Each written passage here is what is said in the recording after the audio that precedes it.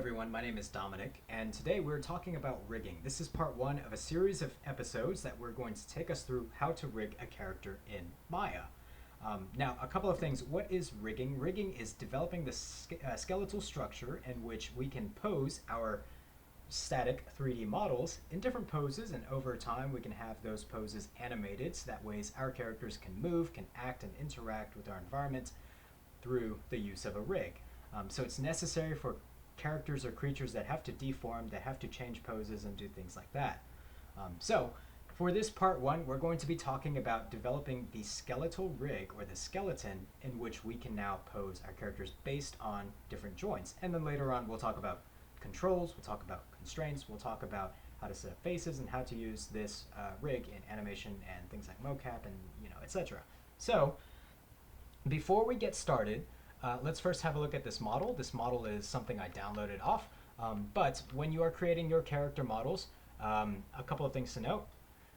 We do want our characters hopefully symmetrical if our character design allows it to be. That just saves a lot of time whenever we have to set up these rigs, because we can mirror the skeleton from one side to another. A couple of things to note as well is we want our characters in a T pose, which from the very front, your character makes this T letter shape, or at least an A pose in which the arms are 45 degrees downwards. However, a T pose is preferred.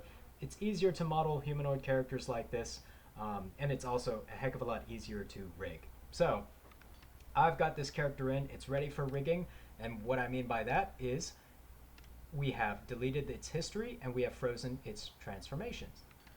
So let's go ahead and get rigging tools within our UI in our workspace. If we haven't done so already, let's go ahead and switch over to our rigging shelf, which is right here. So that way we've got a bunch of icons of tools that we're going to be bouncing up to and using. And we're also going to change our workspace, which is these drop-down menus up here, from modeling to rigging. And now I've got rigging specific drop-downs that I can see right here as well. So with all the necessary tools in our workspace, let's go ahead and get started creating joints. Now to create joints, we come over to this icon right here, second to the left. This is our create joints tool. And with that clicked and selected, you'll notice that my cursor has changed to crosshairs. And if I click anywhere, I can create joints. I've just made 3 of them. So left clicking creates joints. If you want to complete this string of joints, you can hit Q or W, E, or R on your keyboard, and that exits the tool from you.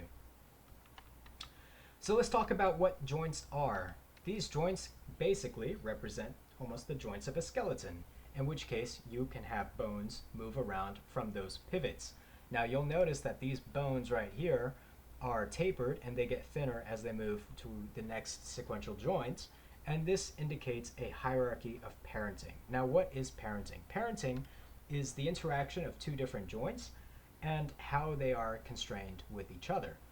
And it's basically built on the concept of parent and child. So this joint right here, joint 1, is the parent joint, meaning that if I move this one joint, you'll notice that the other 2 move along with it, and they don't bend or they don't rotate and do anything else. They just move exactly how it is along with the parent joint. So these 2 joints are child or children to joint number 1. Joint number 3, however, is not a parent to any other joint. It is at the very end of this joint string, and so therefore if I move it, the other 2 joints don't move as well, because this is a child.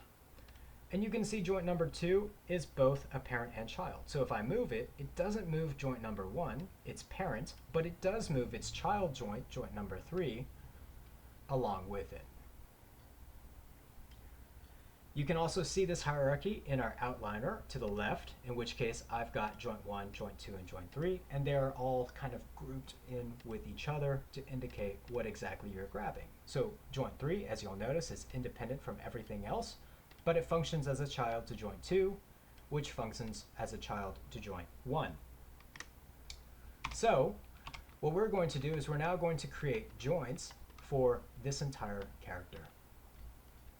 Now to do this, I'm going to turn this on, snap to grids. This just means that if I click anywhere to create joints, that it snaps to one of these grid spaces, and this really helps if I want to make something that just goes directly vertical and doesn't have any horizontal translation, things like the spine, which just goes up and down, or things that need to go left and right. I can just very easily snap it to the same horizontal grid line. So with that out of the way, let's go ahead and create our joint strings. I'm going to start over here on this leg. So we'll just do 1, 2. Let's snap this to 3 right here at the ankle. And I'm going to hit spacebar a couple of times. That way I can now move a little bit forward and grab the heel, or sorry, the base of the foot and the toes. And now I've got this string lined up here as well. So these guys are a little bit off, but that's okay, because if I go over here and click on wireframe, I can see inside my mesh and just make sure that these joints are exactly where I want them to be. So I might need to slide this guy back a little bit, slide this knee forward a little bit, slide this heel, or sorry, this ankle back, and maybe push these guys over. And now I've got them pretty much centered to where I can predict the physical joints of a physical skeleton to be. Now, while we're building joints, something really important to note is nomenclature. So how we name these joints. You'll notice that as we create these joints, they're just called joints 1, 2, 3, 4, etc. But what I want to do is I want to relabel these joints, so that way I know what I'm looking at. So we're going to say this is hip underscore R for right. We're going to say this is knee underscore right. I should actually fix this. I don't want to call this hip. I want to call this leg right. Leg, inside of the leg right string, I have knee right. I'm also going to have ankle right. Whoops.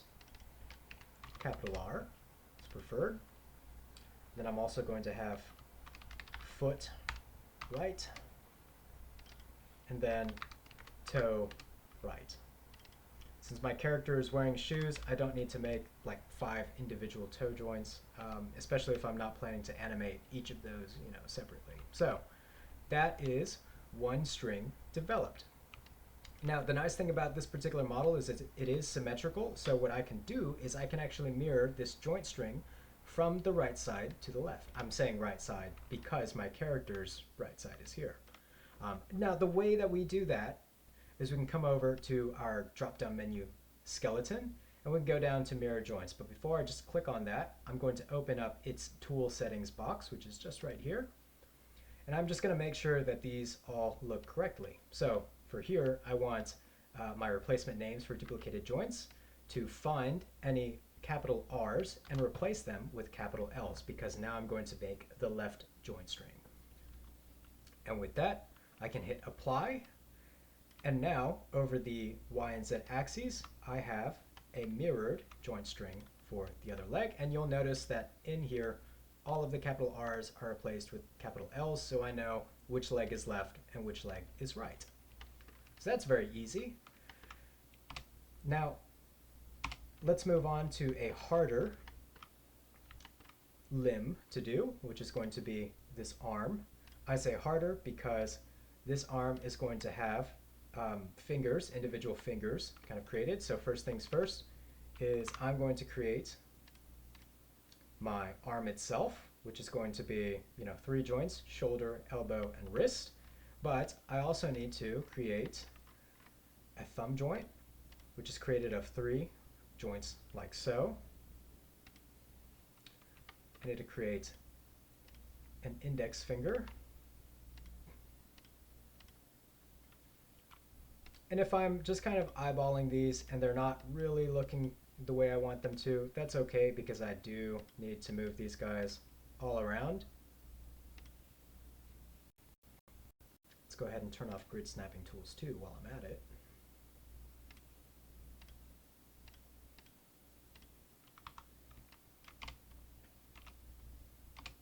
There we go. Something also kind of interesting to note is if I don't want to go through and individually kind of move these guys over, there is this snapping tool. I kind of chose it by instinct. That's up here that says instead of snapping it to a grid line, I want to snap it to a projected center. So it notices a mesh that is overlapping where I'm clicking, and it finds the projected center of where that mesh is in order for me to place these constraints. So if I click on it, let's say at these predicted areas, whoops, there we go, it immediately centers it within this tube of a finger, which is kind of cool. So that can also be a nice little shortcut that I'm definitely going to use when rigging this up. So we'll create our fingers.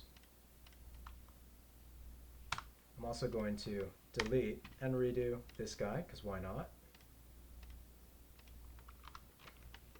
And maybe I'll do it for this arm as well, and I'll switch it over to 3D just so that we could see exactly what it's doing.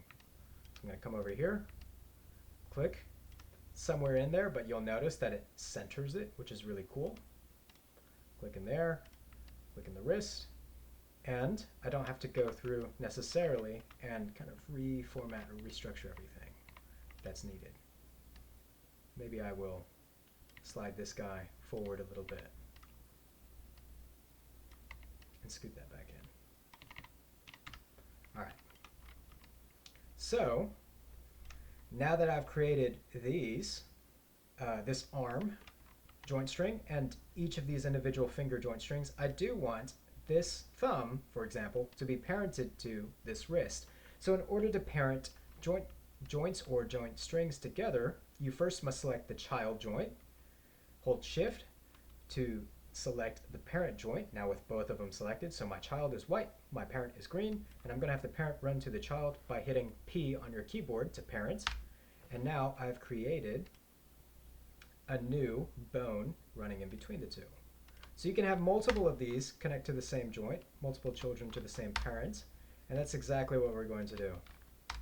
So I'm just going to go through here, 1, 2, 3, 4, 5, and join them. And now I've got each individual 5 fingers joined to this wrist. So if I move, for example, this wrist joint, all of the fingers move along with it.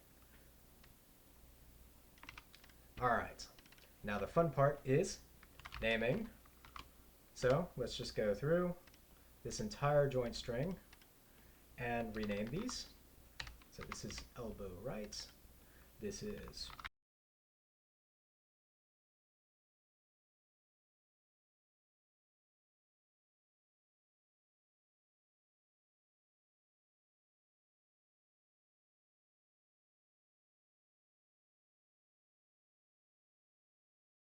all right.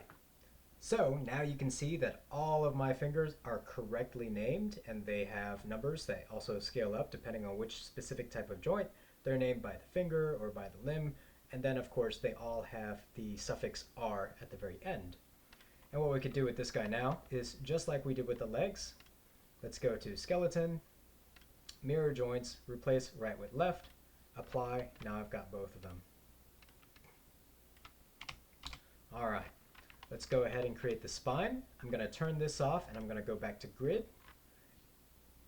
Let's create joints. So select our joint tool. We'll click there. I'm going to have 1, 2, 3, 4, 5 right at the base of the neck, and then finally 6 at the neck. So there's 6 joints going up there. I should note the number of joints can matter, of course. The more joints that you have, the more specific you can be with how your character is going to bend and deform, but it also comes at a cost of more work. So we just want to be a little bit particular with how many joints we put in. Let's go ahead and bend this guy around. I'm going to have this spine joint function very similarly to the human spine for my humanoid character. Let's bend that forward a little bit, and let's grab this neck joint and bend it up here.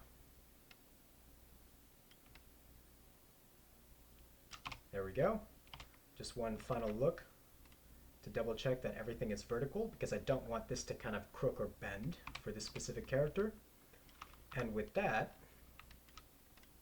let's go ahead and create connections. Finally, we need to connect the legs to our character. So parent-child.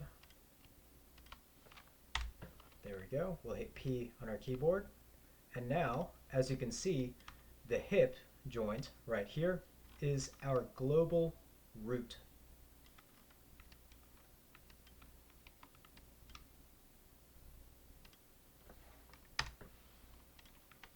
Let's actually redo this part right here. I think I accidentally moved it. So skeleton, mirror joints, replace R with L. There we go. Perfect. Now it is identical. All right, so sorry about that. Anyways, as I was saying before, now we've got one skeletal rig right here. Everything is connected to the hips. The hips are my root skeletal control or joint. That's where if I want to move the entirety of this character, I grab that skeleton from the hips and everything slides around. Everything else can move somewhat independently from each other, but if it has children, those are constrained by their parent joints. So this is now my new skeletal rig, of course minus any facial rigging details, but we'll get to that in a very later video. And now we'll prep ourselves, or this is primed up for ourselves, for us to go through and start binding this character to the rig and developing controls. So we're going to talk about that in another video, but this is mainly just going over how to create these joints and how to name our skeleton. So if you have any questions about this, please let me know. I'll be happy to help out. But until then, stay tuned for the other videos. Bye-bye.